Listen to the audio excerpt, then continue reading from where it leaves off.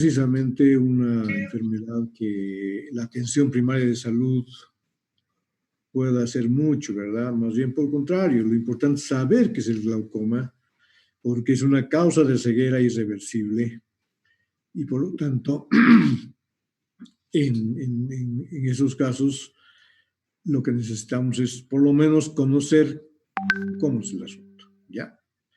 Cuando hablamos de glaucoma, ustedes saben de que estamos hablando de un ojito que tiene la presión del ojo muy grande y que va perdiendo visión progresivamente y que es causa de una ceguera irreversible. Eso sería, digamos, lo más general, ¿verdad? Pero cuando hablábamos, por ejemplo, de córnea o hablábamos de conjuntiva, yo les presentaba siempre la córnea, por ejemplo, cuántas capas, un montón de detalles histológicos. En glaucoma es diferente, porque no es un órgano así separado como la córnea que uno puede encontrar muchas cosas, sino es un conjunto de elementos, ¿no? En glaucoma tenemos que saber la anatomía del ángulo iridocorneal. El ángulo iridocorneal está entre la córnea y el iris. Ese es el ángulo. Y entender qué es lo que genera la presión del ojo, qué es lo que cuando uno se toca el ojito y lo siente como si tuviera un poco de presión. El tono del ojo, eso se llama el tono del ojo, es porque hay un producto que se llama humor acuoso, que se produce dentro del ojo y que produce el tono. Entonces, le da al ojo la posibilidad de estar, digamos, de un tamaño y de una forma normal permanentemente.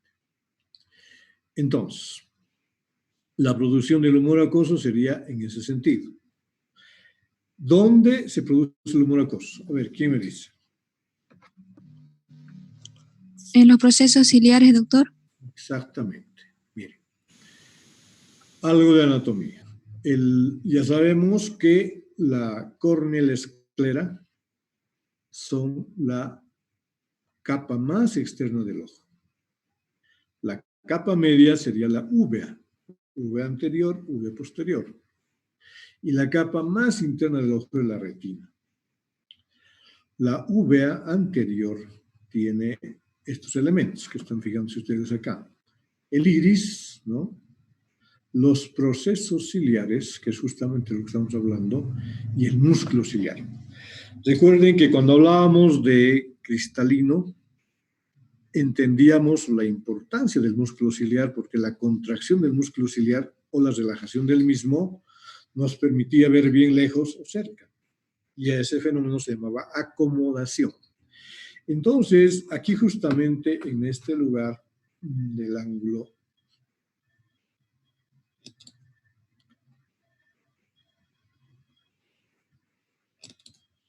aquí, si ustedes se fijan, esta la córnea y aquí está el iris y esta es la pupila, ¿verdad? Entonces, en la parte de la raíz del iris tenemos estas estructuras que son los procesos ciliares y el músculo ciliar. Entonces, en los procesos ciliares, que es esto que estoy mostrando, son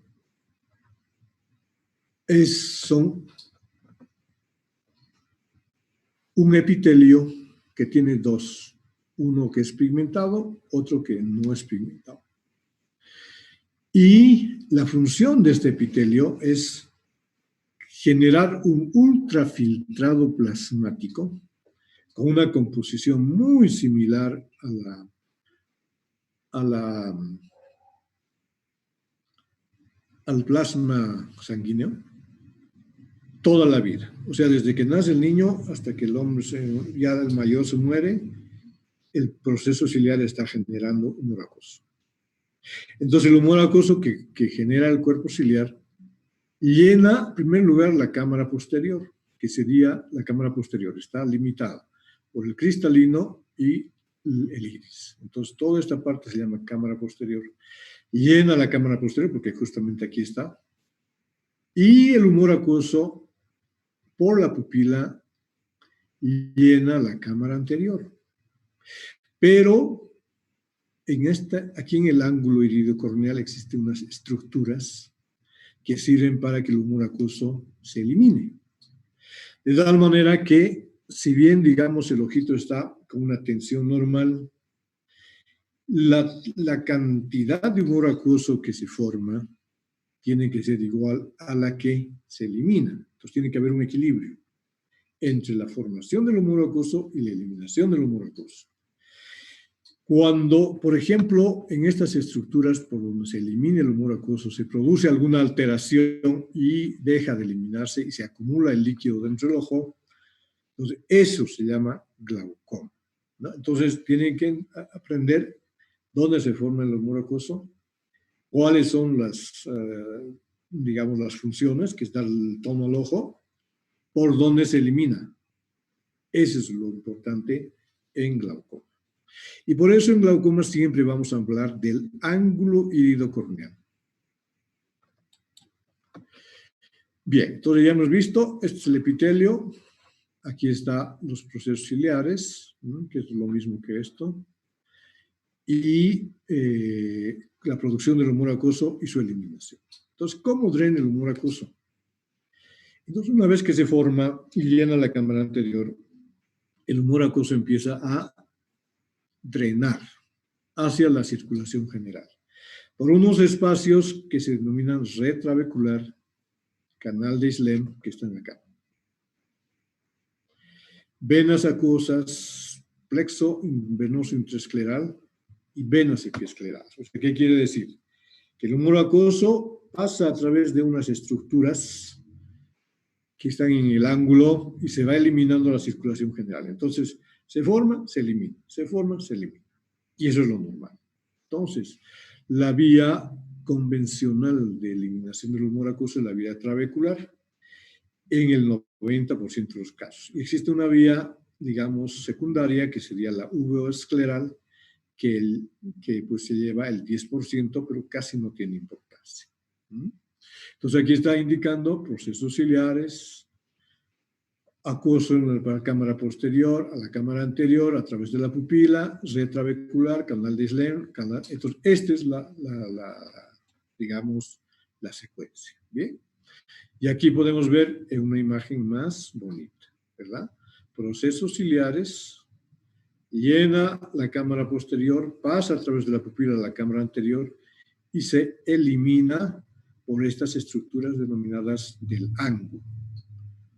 Y estas estructuras son malla trabecular, canal de Schlemm, canales colectores o venas acuosas y finalmente la circulación venosa a través de las venas epiesclerales. Entonces, eso es más o menos lo que ocurre en esa dinámica de la producción y la eliminación del humor acuoso. Entonces, cuando yo ya tengo esto claro, y si encuentro que hay algunas enfermedades que me bloquean la malla trabecular, entonces ya no se elimina, eleva la presión del ojo y se produce el glaucoma.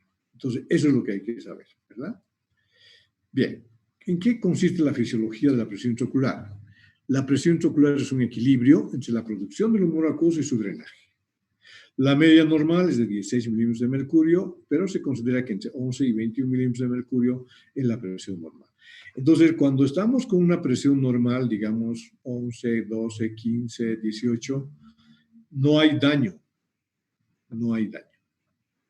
Entonces, los ojos toleran estas presiones y le dan al tono del ojito, al ojo el tono y ya, eso es lo normal, ¿no? Pero lo contrario ocurre cuando no se elimina el humor acuoso y empieza a subir la presión del ojo. Ahí es el problema. Entonces, empieza a generar daños en las células nerviosas, en el nervio óptico, etc. Y esa enfermedad se llama glaucoma. ¿Y qué entendemos por glaucoma? Entonces, glaucoma no es una enfermedad así, como por decirle, ¿Qué es la queratitis? Inflamación de la córnea. Punto. En el glaucoma no. El glaucoma es una familia de enfermedades que tienen como una neuropatía óptica adquirida progresiva, con pérdida característica de las células ganglionares de la retina y atrofia del nervio óptico. Entonces, ¿qué me está diciendo esta definición? Que es un problema del nervio óptico, neuropatía óptica adquirida, que es progresiva, que va cada vez peor y que se caracteriza por pérdida característica de las células ganglionares. Entonces, ¿por qué se mueren las células ganglionares? ¿Con qué? Con el aumento de la presión del ojo. Y al morirse las células ganglionares, entonces la retina, se producen alteraciones en la retina y se produce atrofia del nervio óptico. Entonces, ¿cómo clínicamente podemos evaluar esto? Caracterizada por cambios en la cabeza del nervio óptico, un aumento de la excavación de la papila óptica, adelgazamiento del borde retiniano y se traduce en una alteración característica del campo visual. Entonces, se me han ido muriendo las células de mi paciente. Y entonces cada vez más, entonces el campo visual se va afectando cada vez más, hasta que ese paciente puede llegar a la ceguera. Por eso es importante saber, entender estos detallitos, ¿no? Entonces, el médico oftalmólogo evidentemente hace el examen de fondo de ojo, se fija que ese nervio esté bien o que esté con una excavación aumentada, etcétera, ¿no? Y le hace estudios complementarios, toma de presión, campo visual, etcétera, que vamos a ver enseguida. Esta imagen, porque va a ser muy común cuando lleguemos a retina. Miren, la luz está entrando, ¿no? Y aquí están los fotorreceptores, ¿no? Estos son la retina es esta. Las 10 capas de la retina están acá. Bien. Entonces aquí tenemos el epitelio retinal pigmentario y aquí los fotorreceptores, que son los conos y los bastones los que nos dan la visión. Entonces existe un conjunto de células nerviosas que van a llevar esa sensación visual hasta el cerebro. Entonces empezamos en los fotorreceptores, que son los que están captando la luz y captando las imágenes y todo lo que se refiere a la visión, ¿no? Entonces, una vez que en el fotorreceptor se ha logrado captar esa sensación visual, la vía visual a la luz va por las células bipolares, que son las células que están en la retina, las células ganglionares que están acá, y las células ganglionares tienen unos axones, miren, que van a ir a conformar el nervio óptico.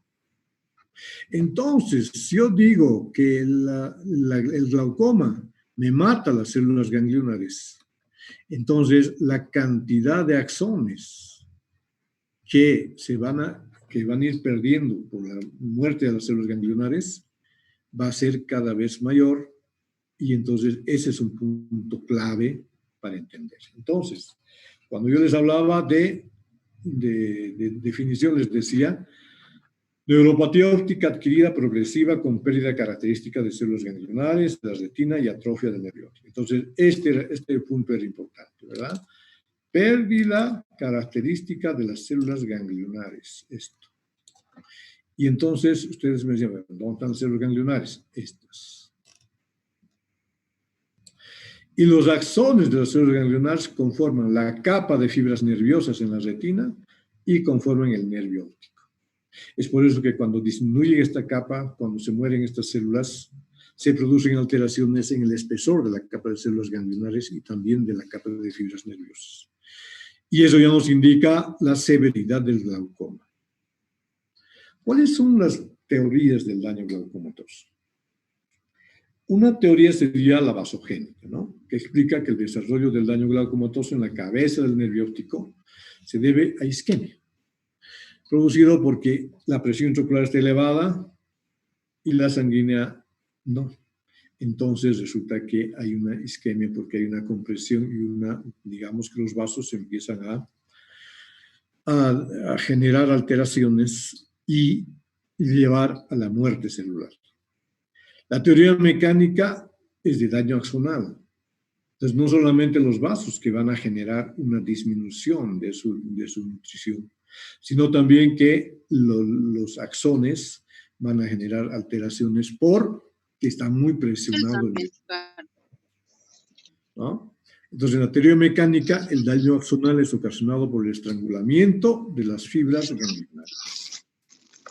Y aparte de eso, pueden haber factores genéticos. Los factores genéticos están relacionados con que hay personas, grupos familiares que tienen una sensibilidad muy extrema a estos factores. Entonces, un gen que va a determinar una sensibilidad mayor, se van a producir más problemas cuando hay esta alteración genética. Si yo tuviera un celular mejor que este, no estaríamos tanto. A ver, apaguen sus micrófonos, por favor, o quieren participar. Bueno, la muerte celular es por apoptosis, que es una muerte programada. Ustedes ya saben qué es la apoptosis. Bien, entonces, eso es lo que pasa con el glaucoma, ¿ya? ¿Y cuántos tipos de glaucoma hay? Esto está relacionado, bueno, la clasificación se hace con lo que les decía yo, con el ángulo. Si el ángulo es abierto, o sea, si entre la córnea y el iris hay un gran espacio, se llama ángulo abierto. Se llama glaucoma primario de ángulo abierto.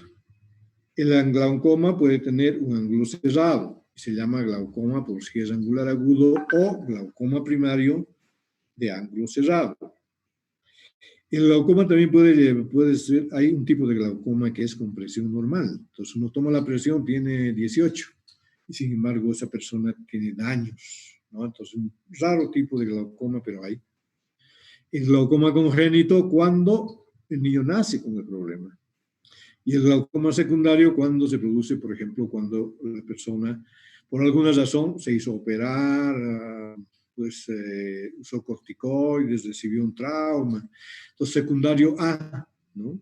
Alguna enfermedad retiniana, secundaria alguna enfermedad pues de distinto tipo, que va a generar un glaucoma secundario, ¿ya? Pero lo más frecuente es el glaucoma primario de ángulo abierto. Y por eso vemos en la epidemiología del glaucoma que la prevalencia del glaucoma es del 2 a 3% en toda la población mundial en las personas mayores de 40 años. Importante dato, segunda causa de ceguera irreversible en el mundo. El glaucoma primario de ángulo abierto es el tipo más frecuente, el 60% de los casos son de ángulo abierto. Y gran parte de las personas que tienen este problema viven en países del tercer mundo. Y un gran porcentaje de ellos no sabe que tienen glaucoma. Entonces, hay muchos ciegos por glaucoma, porque no tenían acceso a la salud, porque no se daban cuenta de qué les estaba pasando, justamente porque esta enfermedad es terriblemente conflictiva, porque no hay signos y síntomas groseros. Glaucoma es la segunda causa de ceguera en el mundo. El 12% de las personas son ciegas a causa del glaucoma. O sea que no es algo muy raro. La prevalencia mundial de glaucoma, el glaucoma primario de ángulo abierto, una prevalencia de 13.500.000, de los cuales son 3 millones de ciegos. De ángulo cerrado, 6 millones o menos, 2 millones de ciegos. El congénito, miren, 300.000, pero ¿cuántos ciegos? 200.000. Ocurre que el glaucoma congénito es tan difícil el tratamiento que por lo general hay mucho fracaso en el tratamiento del glaucoma congénito. El paciente se queda sin visión. Glaucoma secundario, 2.700.000, y eso es más o menos para que tengan una idea de lo frecuente que es esto. Entremos a los factores de riesgo del glaucoma. En primer lugar, factor de riesgo del glaucoma, tenemos la presión intraocular, de hecho, ¿no es cierto? La presión intraocular resulta que mayor presión intraocular, mayor riesgo. Entonces, cuando el paciente está entre 11 y 21 es normal. Pero si el paciente ya tiene 25, 27 y mientras más suba la presión, ese es el principal factor de riesgo, entonces mayor posibilidad de glaucoma.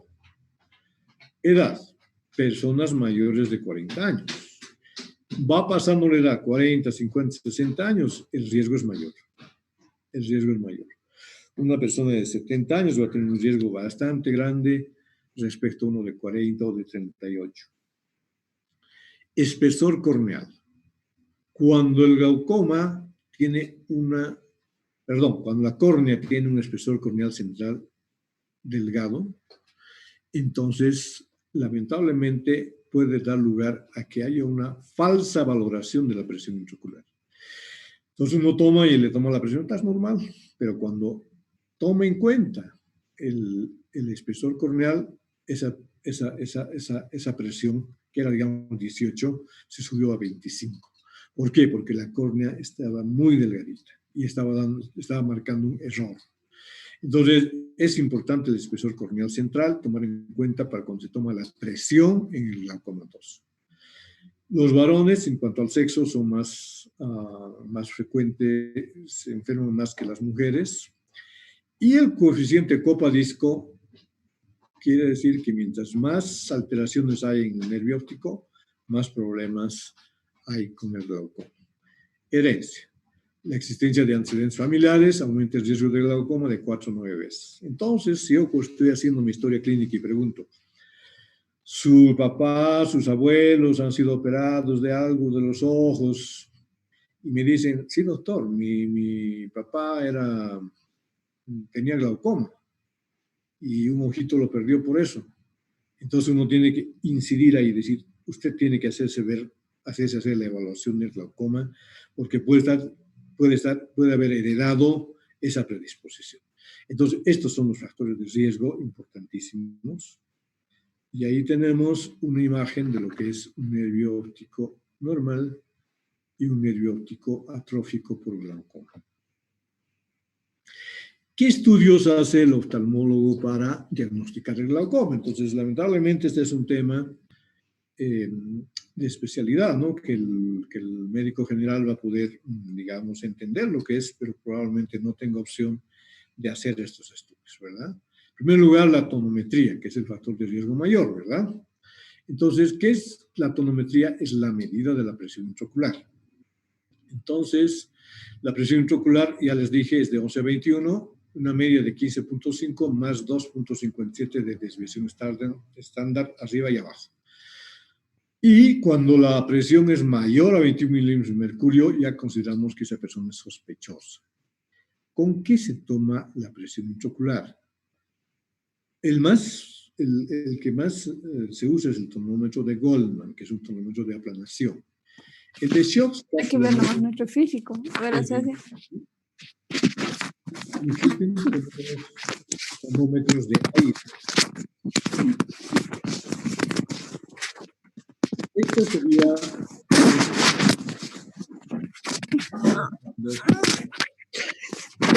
A ver, hay una joven que está aquí en mi abierto y está manipulando no sé qué.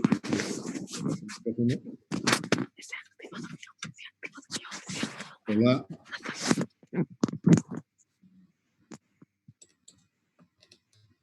Bien. Entonces, ¿cómo se toma la presión intraocular en una persona? Miren, aquí tenemos un cono. Este conito tiene unos prismas. El paciente debe ser anestesiado. Se pone anestesia tópica y se pone una gotita de fluoresceína y se lo hace sentar a la lámpara de hendidura. Se acerca el conito, como están viendo acá, al ojo y uno apoya en el ojo. Y una vez que ha apoyado, ve esta imagen de aquí abajo, que son unos 2 semicírculos. Esos semicírculos hay que aproximarlos para que tengan una continuidad. Entonces uno va acercando, y cuando ya están los 2 semicírculos, como está mostrando acá, así, uno se fija en la presión que tiene ese ojo. Entonces la presión puede ser 12, 18, 24, 32, lo que corresponda, entonces una nota. Presión intraocular, 18 milímetros de mercurio, ojo derecho, ahora es 11:45 de la mañana, del día tantos. Y lo mismo hacemos con el otro ojo. Y así uno va controlando la presión de las personas, ¿no? Y claro, esto hay que ser de rutina, hay que hacerlo todos los pacientes mayores de 40 años y aquellos que están, digamos, entre los 35 y 40, ya hay que empezar a hacerles estos exámenes. También tenemos tomómetros que se llaman de aire, como este, que es con un soplo de aire y que nos dice la presión del ojo. Tenemos este otro portátil, iCare, y este otro que es el SHOTS, que no necesita lámpara de hendidura ni este, pero son equipos, digamos, que ayudan, ¿verdad? En todo caso, tonómetro de Goldman, tonómetro de aire, tonómetro portátil iCare, el de SHOTS serían ejemplos, y hay muchos más. Bien, entonces hemos tomado la presión, y este señor tiene 24 de presión. Entonces yo digo, wow, está más de lo que tiene él, de lo que debía tener. Entonces, el segundo paso sería evaluar la cabeza del nervio óptico, ¿verdad? ¿Y cómo se evalúa la cabeza del nervio óptico? Haciendo un examen de fondo de ojo. Tenemos ahí los oftalmoscopios, el oftalmoscopio directo, el oftalmoscopio indirecto, que sería este, y el lente de Goldman de 3 espejos. Entonces, con estos oftalmoscopios uno se fija el nervio óptico y se fija en la relación del disco óptico y la copa. Este es un disco de óptico normal. Entonces, si ustedes se fijan, color rosado, bordes netos, no están borrosos. Hay una excavación central, aquí. Pero es pequeñita, ¿verdad? Concéntrica, diámetro menor al 50%, viendo acá se puede ver el 3%, el 5%, o sea, es pequeñita. Esa excavación se llama copa. Y la copa es el lugar donde los vasos arteriales salen y se entran los vasos venosos. Y el resto, o sea, toda esta parte que está acá, miren, todo esto es el anillo neuroretiniano. El anillo neuroretiniano es el nervio óptico en sí. ¿Qué es lo que está formando el anillo neuroretiniano? Los axones de las células ganglionares. Entonces, todas las células ganglionares han mandado a su axón y han ido a conformar el nervio óptico. Es como si uno tuviera un cable de estos con multifilamentos y ese cable está ahí. Pero si yo lo quito los filamentos, se va a ver de que ese cable está bailando, ¿verdad? Y eso es lo que pasa. Miren, por ejemplo, acá la relación copa-disco 0,3, normal. Entonces no hay muerte de células, los axones están conformando el nervio óptico y esto es normal. Pero fíjense acá. Aquí gran parte de los axones se murieron. Y solamente el anillo neuroretiniano es extinto. Son pocos axones por la muerte de las células ganglionares. Y miren que apenas se ve como un bordecito. Y acá no, miren, acá por ejemplo el anillo neuroretiniano es grande. Aquí no, es apenitas. Entonces quiere decir que se murieron muchas células por la presión y que los axones dejaron de existir y ya no están conformando el nervio óptico. Entonces cuando uno ve un nervio óptico así, está desesperado. Dice, este paciente está re mal y su pronóstico no es el mejor. Entonces, una papila glaucomatosa, uno ¿cómo evalúa? Que el color es más pálido, una excavación mayor al 50%, irregularidades en el borde neuroretiniano, estos notches, escotaduras del anillo neural, justamente esta es una escotadura del anillo neural, rechazo del pedículo vascular hacia nasal, o sea, los vasos, como ya no tienen axones, se caen, ya no están sujetos, porque ahí tenían axones que sujetaban los vasos. Como no hay axones, se caen el pedículo vascular. Pueden haber anormalidades en la capa de fibras nerviosas, hemorragias del disco, y eso es lo que caracteriza la papila glaucomatosa. Bueno, entonces miren, tomamos la presión, vimos el fondo de ojo. Hay que hacer una evaluación del campo visual. El campo visual es, como yo algún momento les decía, ¿no? Si yo estoy mirando al frente, estoy leyendo una escala de Snellen, estoy evaluando mi visión central. Pero si yo, digamos, mirando al frente, veo que se mueve algo acá, estoy viendo como de reojo, ese es el campo visual periférico. Entonces, eso se altera en el campo visual. Y para lograr, digamos, saber si está alterado o no, se hace la campimetría. La campimetría puede ser manual, puede ser computarizada, que es la que más se usa, o por confrontación, cuando el paciente está muy avanzado y uno quiere tener un detalle clínico, pueden hacerlo ustedes en la cama del enfermo. Entonces, ¿qué consiste el campo visual? Es una, como ven acá, una cúpula, y el paciente con un ojito tapado se lo coloca y el paciente empieza a ver. Entonces empiezan a presentar pequeñas luces. Y uno le dice al paciente, cuando veas la luz vas a apretar este switch. Y el paciente mira, ya doctor, sí veo, apriete, tic, tic, tic, tic, tic. Puede ver todas las luces y el campo visual es normal. Pero puede haber una disminución del campo visual por muerte de las células ganglionares. Entonces ese campo visual ya va a ser alterado. Y con el campo visual vamos a ver el grado de alteración y cuánto más podríamos de repente controlar y evaluar hasta nuestro tratamiento, ¿verdad? Porque claro, miren aquí por ejemplo, estos dos escotomas son para una lesión temprana del glaucoma. Entonces esto podemos ir controlando de que no vaya empeorando. Pero si todito está ya lleno de sombras negras, entonces ya la cosa es diferente. Miren, en esta imagen están viendo una pareja y con un campo visual normal. En cambio, cuando hay un campo visual disminuido, entonces los autores siempre dicen que es como si estuvieran viendo a través de un catalejo, ¿no? O sea, no ven lo que rodea, sino solamente la parte central de la visión. Y eso se llama disminución del campo visual. La gonioscopía, bueno, entonces yo les hablaba de que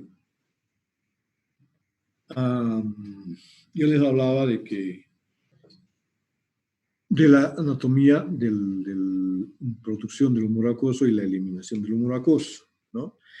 Entonces les hablaba yo del ángulo iridocorneal.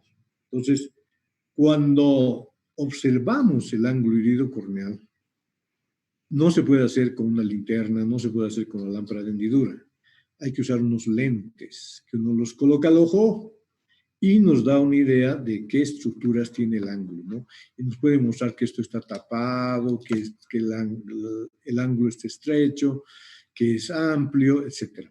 Entonces, para ver el ángulo iridocorneal, el oftalmólogo usa el gonioscopio.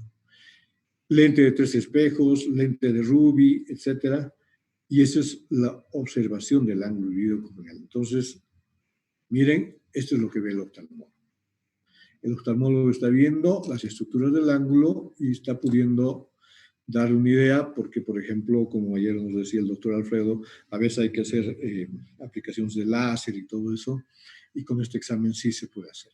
Bien, entonces, gonioscopía es la evaluación y visualización del ángulo iridocorneal. Eso lo debe hacer el oftalmólogo como parte del conjunto del mes. Como se han fijado, ya no estoy diciendo yo son exámenes, que el ojito está rojo, nada, sino estoy hablando de equipos, estoy hablando de lentes, etcétera, y entonces ya la cosa se complica, pero esto ustedes tienen que saber, ¿verdad? Esto es una imagen del ángulo, una fotografía de la imagen del ángulo. Y hay otras pruebas denominadas de imagen también. El OCT es una tomografía de coherencia óptica o de óptica coherente. El OCT es un tomógrafo que va a hacer un corte en el nervio óptico, en la retina, etc. Entonces es un aparato realmente maravilloso. El OCT constituye una de las herramientas más revolucionarias en el diagnóstico oftalmológico de los últimos años, al permitir la visualización en vivo y sin contacto con el paciente del tejido, lo cual antes solamente se podía lograr anteriormente en cortes histológicos. Si yo quería saber el espesor de mi capa de células de fibras nerviosas, tenía que hacer un corte, medir y decir, bueno, mira, este paciente, su capa de fibras nerviosas está muy delgada, pero eso no se podía sacar el ojo para eso, ¿verdad? Esto lo hace en vivo. La tomografía óptica coherente o CT de alta resolución, OptoView RTView, cuenta con una resolución superior a las 5 micras, lo cual lo convierte en una herramienta de diagnóstico de alta precisión en las enfermedades del nervio óptico y de la mácula.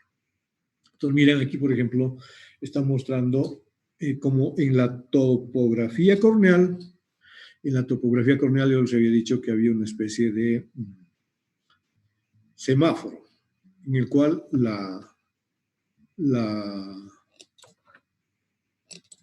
aquí, miren, cuando es de un color verde, dentro de lo normal. Amarillo, borderline, ni está normal ni está enfermo. Pero cuando es rojo es totalmente anormal. Entonces, esta imagen nos está mostrando, es una imagen del tomógrafo, y nos indica, por ejemplo, aquí arriba dice average RNFL, significa media de la capa de fibras nerviosas. Y dice 58-70 en el ojo derecho y 58-78 en el ojo izquierdo. Pero me pinta de un color rojo. Y me está diciendo, esta capa está muy disminuida. Cuando es de color verde, seguramente ahí va a marcar 90, ¿no? Entonces yo ya aquí ya veo y digo, no, este paciente ha perdido su capa de fibras nerviosas está muy delgada. Y aquí abajo, aquí, la capa de fibras nerviosas. O sea, este aparato es tan maravilloso que le permite medir las capas de la retina. Entonces, cuando el paciente tiene un glaucoma muy avanzado, ya uno sabe de que esa persona tiene ese espesor. Entonces, digamos, si a los 2 años le vuelvo a hacer el estudio y veo que está peor, entonces debo someter la cirugía o lo que sea. Entonces, este estudio es algo realmente muy importante. Y esto, aquí, por ejemplo, todo está dentro de lo verde. Todo verde, verde, verde, verde, verde, verde. Entonces, aquí es normal. Pero en este lado, no. En este lado, no. Este lado, no. Este ojo está con digamos, una afectación severa de la capa de fibras nerviosas y células ganglionares. Entonces, ¿qué es lo que hace el OCT? Evalúa la disminución del espesor de la capa de fibras nerviosas. Evalúa la disminución del espesor de la capa de de células ganglionares, no fibras ganglionares, de células ganglionares. Evalúa la relación copa-disco que está aumentada. Y, ahora último, con el angio-OCT, las alteraciones vasculares en los plexos superficiales y peripapilares del nervio óptico. Y así como la densidad, cuántos capilares hay por milímetro cuadrado, que también está relacionado con esta enfermedad. O sea, este examen realmente ha cambiado la vida para los glaucomatólogos y para todos los oftalmólogos. Aquí, por ejemplo, este es el equipo que nosotros tenemos, se llama OptoView Avanti. Y en esta imagen estamos mostrando una secuencia de distintos momentos. Aquí tenemos una imagen del aspecto vascular. Estos son los vasitos que se pueden afectar y estamos viendo cómo podemos controlar en el curso de los meses y ver que el cambio sea mínimo o que haya un gran cambio.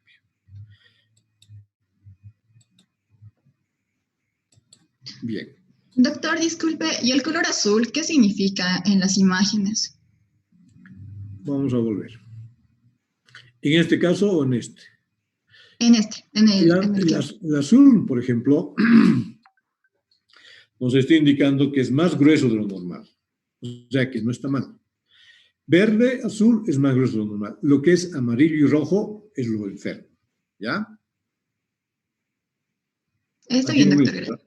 Ahí, igual, ¿no? Entonces, hay unos como semilunas de color azul. Está mostrando, en este caso, es que está un poco más, digamos, es que lo que pasa es que este no es para glaucoma. Entonces, estamos viendo la evolución de la enfermedad, pero de un problema de mácula. No más esto lo saqué para mostrarles qué opciones tenían estos aparatos. Bien, la paquimetría, ustedes ya saben, es el espesor de la córnea. Si la córnea está a menos de 500 micras, entonces esa córnea pues puede generar error en el momento de tomar la presión. Por eso es importante en los pacientes que tienen presiones, que tienen sospecha de glaucoma, siempre hacer la paquimetría, y en todos en general. Paquimetría, esto es una paquimetría por tomografía de coherencia óptica, que es el equipo que les he mostrado ahorita, Optuvio Avanti.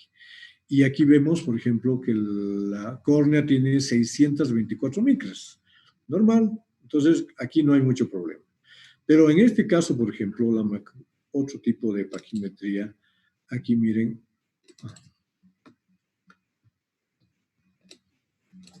¿Cuánto me está diciendo? Que tiene aquí 437 micras. Entonces, con 437 micras, la toma de la presión con el Goldman, por ejemplo, va a ser muy alterada. Entonces, el tonómetro de aire tiene un calculador. Entonces, uno, digamos, toma la presión y pone el calculador, 437 de espesor corneal, y te da la presión normal. Entonces, digamos, la presión estaba en 18 y uno decía, bueno, está normal tu presión. Le ponemos el grosor al calculador y la presión está en 25. Entonces, esto es importante, tomar la paquimetría para las personas que van a ser, digamos, evaluadas con glaucoma. ¿Ya? Entonces, este es nomás ser un ejemplo. Y esta es la última. Bien. La próxima clase vamos a avanzar ya las formas de tratamiento y los tipos de glaucoma que hay. Bueno, y con eso vamos a concluir glaucoma. Este es un tema un poco más, digamos, denso para ustedes porque no es tan fácil. Los otros eran más fáciles, ¿no? Ponían una linterna, veían y ya. Con este es más difícil. Pero tienen que saber así los detalles porque algún paciente familiar o paciente que ustedes tengan puede tener problema. Entonces, bueno, ¿y ahora qué va a pasar? ¿Y qué voy a hacer yo? Entonces, cuando vayas al oftalmólogo te tiene que hacer esto. Y esa es la importancia. Muy bien, ¿alguna preguntita, jóvenes? Buenos días, doctor. Tengo una consulta respecto a los factores que predisponen el aumento de la presión. Si es que igual se podría haber alterado lo que es la malla trabecular y el canal de Schell para que exista un aumento, podría existir tal vez una obstrucción en estas estructuras. Y si es así, ¿qué podría pasar? Claro, eso es lo que, bueno, en realidad digamos, saber por qué se obstruye la red trabecular, la malla trabecular, es un problema que ha sido una incógnita de siempre. Entonces, acúmulo de mucopolisacáridos, o sea, muchas teorías. Y en realidad ahí pues está todavía un poco como en estudio todo eso, ¿no? Pero indudablemente el problema está en la malla trabecular. Pero no hay, digamos, algo claro, ¿no? Decir, mira, pues yo le voy a poner otras gotas que me van a destapar este canal y el paciente se ha curado. No, lamentablemente no. La etiología del glaucoma es muy confusa, es muy difícil de entender y no es tan fácil, porque por ejemplo, si estoy con una infección, me pongo un antibiótico y estoy curado. En este caso no, es una serie de factores y por eso los pacientes un poco como que se aburren, se sienten como que tantas cosas tengo que hacer, que tanto tengo que gastar y el médico está desesperado para que ese paciente no se quede ciego. Así que la etiología exacta en cuanto a la malla trabecular no está muy clara. Y siempre ha sido así, ¿ya? Está bien, doctor. Entonces, ¿esta igual podría ocasionar de ángulo abierto y de ángulo cerrado? No, ¿O solo el uno? ángulo cerrado ya es otra digamos, la situación que les voy a mostrar cuando hablemos en el tema. En el ángulo abierto, sin el ángulo cerrado, la raíz del iris va y lo tapa. Entonces hay que trabajar con el iris. ¿Mm? Y se puede hacer muchas cosas al respecto, ¿ya? Pero Está eso bien, vamos a ver doctor. en la próxima clase. Está bien, doctor. Gracias. No hay por qué. ¿Alguna pregunta más? Doctor, disculpe, buen día. Y respecto al tratamiento, La próxima clase. bueno, está bien, doctor. Bajar la presión, ¿no? La presión, ¿no? Y la próxima clase vamos a hablar de tratamiento médico, quirúrgico, con láser, todo. ¿Ya? Está bien, doctor. ¿Alguna pregunta más? Ahora hemos visto solamente generalidades.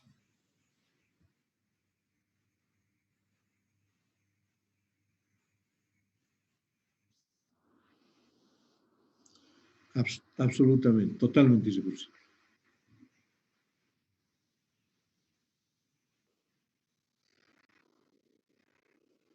Claro, entonces te comento algo. Por ejemplo, viene un paciente que se descuidó mucho y pues está muy avanzado el problema y uno le dice, no, mire, el problema suyo está muy avanzado, esto no está resolviendo con gotas, tendríamos que operarlo. Y el paciente dice, ay doctor, pero tengo miedo, no tengo plata, ¿y cuánto voy a recuperar de mi visión? Y uno le tiene que ser honesto, decir, no va a recuperar la visión. La cirugía es para que usted, para frenar el proceso y que no siga avanzando, que no se sigan muriendo sus células, pero no para que recuperen la visión, porque yo no voy a poder reponer esas células ganglionares que se han muerto. Entonces, esa es una pena, ¿verdad? Y algún paciente dice, bueno, ¿qué voy a hacer? Opéreme y uno puede lograr algún resultado. Pero también hay otro que dice, no, doctor, mire, es que no, que es muy caro y que aquí, que allá, y yo vuelve de 2 años. Y el paciente ya está prácticamente sin visión y dice, doctor, ahora sí he reunido, conseguir la platita, quiero que me opere. Porque ya no estoy viendo nada.